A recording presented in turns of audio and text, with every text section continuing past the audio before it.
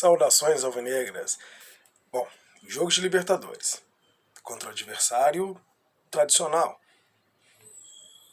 Jogo empatado, 5 jogadores do Atlético expulsos, o jogo não termina, não chega ao fim e o árbitro é acusado de várias coisas.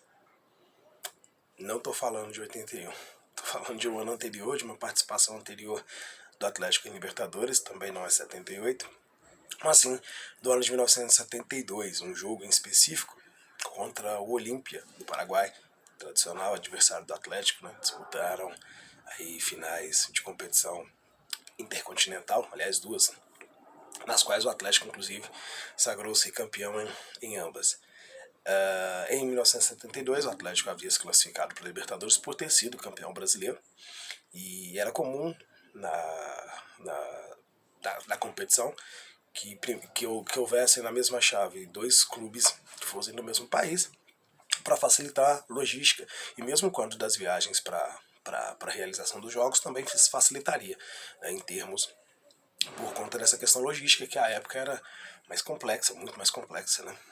Então o Atlético classificado para a Libertadores ficou no grupo com o São Paulo, que era o rival local, o vice-campeão brasileiro, e compunham um grupo os dois clubes do Paraguai, Cerro Porteño e Olímpia. Bom, eu vou citar um pouquinho primeiro esse jogo, né, ao qual eu me referi.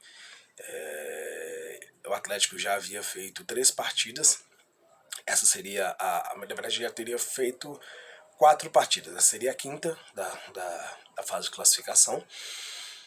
E foi jogar no Paraguai contra o Olímpia no dia 16 de março de 72. E abriu o placar, né, por 2-0.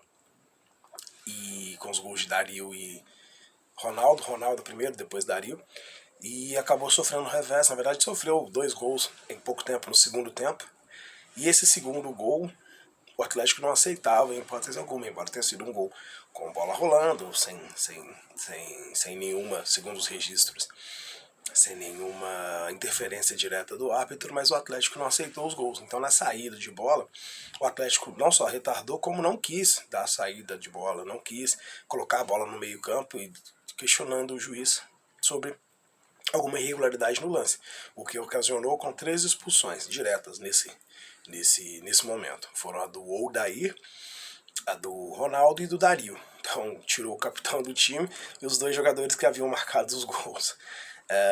Nesse ínterim também foi expulso um jogador, e aí formou-se uma pequena confusão com os próprios jogadores do Olímpia, que iriam, evidentemente, precisavam, né, dar sequência na partida para sonhar com uma eventual classificação. O Olímpia estava disputando a liderança do grupo com o São Paulo naquele momento, e o Olímpia, evidentemente, precisava da vitória nos seus domínios. E para ele era interessante, houve a expulsão do jogador do Olímpia, e em seguida houve a expulsão de mais 2 outros jogadores do Atlético, que foram o Grapete e o Lula. Os 2 também foram expulsos posteriormente, fazendo com que a partida acabasse aí.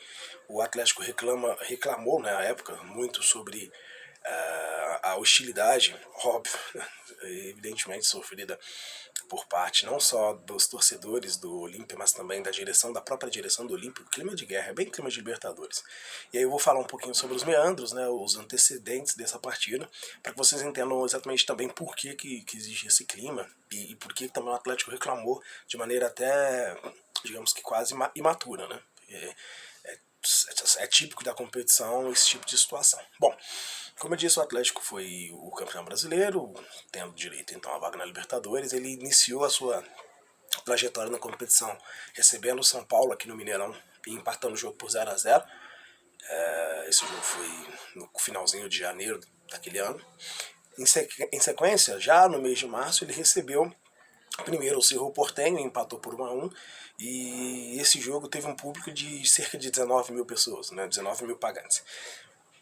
3 dias depois, no meio de semana, interessante, esse jogo, né, esse jogo em especial com o Cerro Porteño, o primeiro jogo foi no domingo, o outro jogo que teve em sequência, foi contra o Olímpia, foi numa quarta-feira.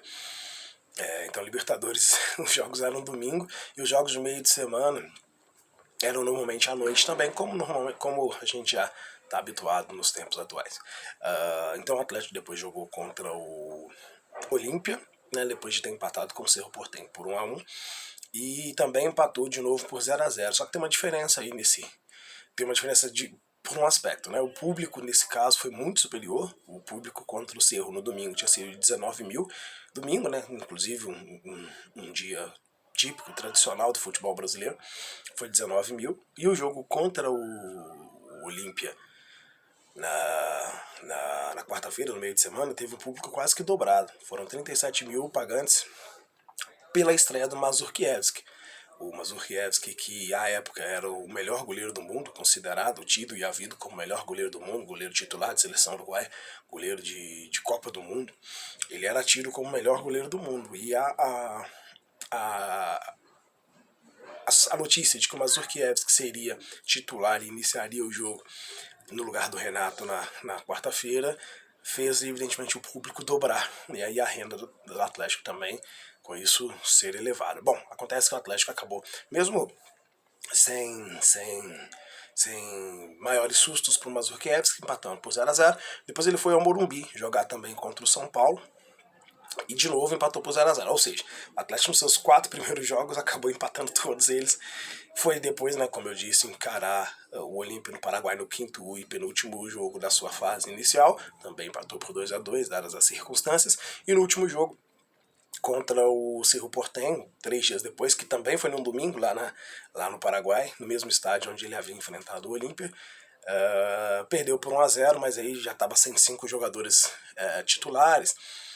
Tem uma coisa interessante que eu consegui achar num jornal, que é o fato de que a delegação do Cerro Porteño recebeu, aliás, foi até o hotel do Atlético, né, para dizer que eles seriam bem tratados, que teria uma cordialidade, que a torcida, que eles garantiriam a segurança dos jogadores, o que fez com que, pelo menos do ponto de vista extracampo, o jogo fosse melhor administrado. Bom, então essa foi a participação do Atlético nessa Libertadores. Então, um dado interessante, que entre o jogo do São Paulo, que o Atlético jogou no Morumbi, e a viagem para o Paraguai para enfrentar o Olímpia, o Atlético teve um jogo contra o Cruzeiro pela Taça Belo Horizonte, campeonato inclusive, né, que o Atlético conquistou naquele ano.